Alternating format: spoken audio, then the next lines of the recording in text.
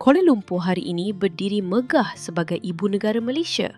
Bangunan tinggi, jalan bertingkat dan kota yang tidak pernah benar-benar sunyi. Namun, ada satu hakikat yang jarang disebut. Sebelum menjadi kota moden, Kuala Lumpur pernah hampir lenyap dari sejarah. Pada tahun 1881, bandar ini tidak diuji dengan satu bencana. Ia diuji dengan dua. Api terlebih dahulu, kemudian air. Dan di tengah-tengah semua ini, muncul satu nama yang sentiasa berulang dalam sejarah awal Kuala Lumpur. Kapitan Cina yang paling berpengaruh pada zamannya, Kapitan Yap Ah Loy. Kisah ini bukan sekadar tentang kebakaran atau banjir. Ini kisah tentang sebuah bandar yang hampir mati dan bagaimana ia dipaksa lahir semula. Pada akhir abad ke-19, Kuala Lumpur bukanlah sebuah kota terancang. Ia hanyalah pekan pelombongan yang membesar terlalu pantas. Rumah-rumah diperbuat daripada kayu, beratap daun atau zinc nipis. Bangunan didirikan rapat-rapat, dipisahkan oleh lorong sempit. Api dapur dan lampu minyak menjadi sebahagian daripada kehidupan seharian.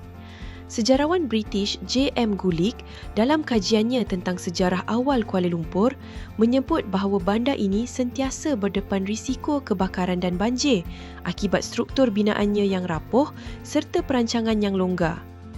Kuala Lumpur ketika itu hidup di atas bahaya yang senyap dan bahaya itu hanya menunggu masa. Pada 4 Januari 1881, api akhirnya menguasai Kuala Lumpur. Catatan sejarah kolonial dan penulisan awal tentang Selangor menyebut tarikh ini sebagai hari berlakunya kebakaran besar yang memusnahkan sebahagian besar pekan Kuala Lumpur.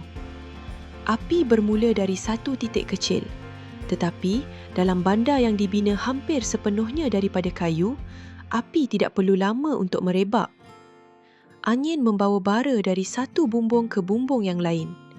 Deretan kedai dan rumah musnah satu demi satu. Tiada sistem bomba moden, tiada bekalan air bertekanan tinggi. Api itu memakan bukan sahaja bangunan, tetapi kehidupan.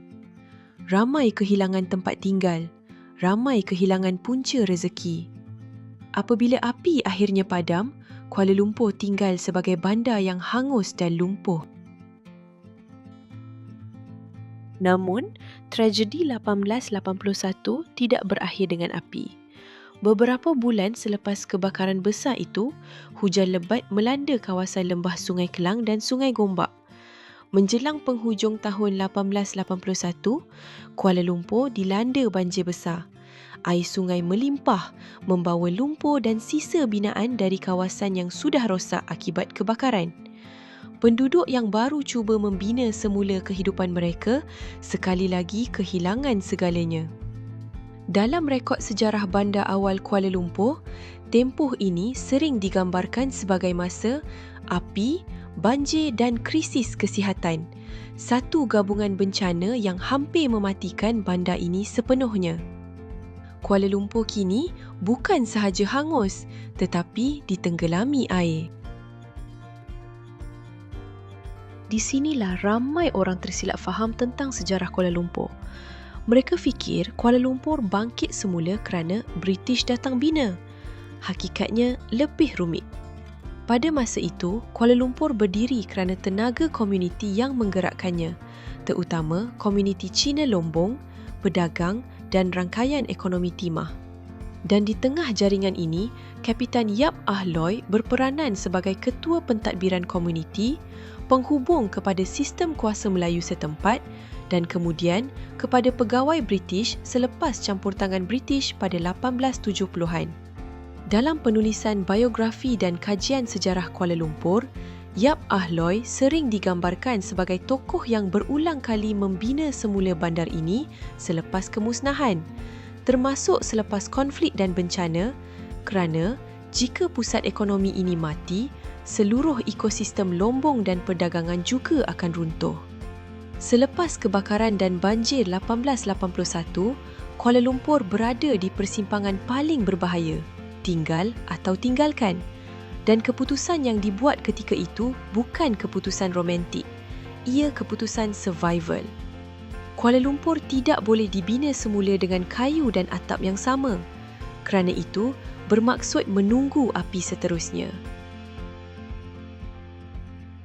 Selepas tragedi 1881, pembinaan semula Kuala Lumpur mula berubah.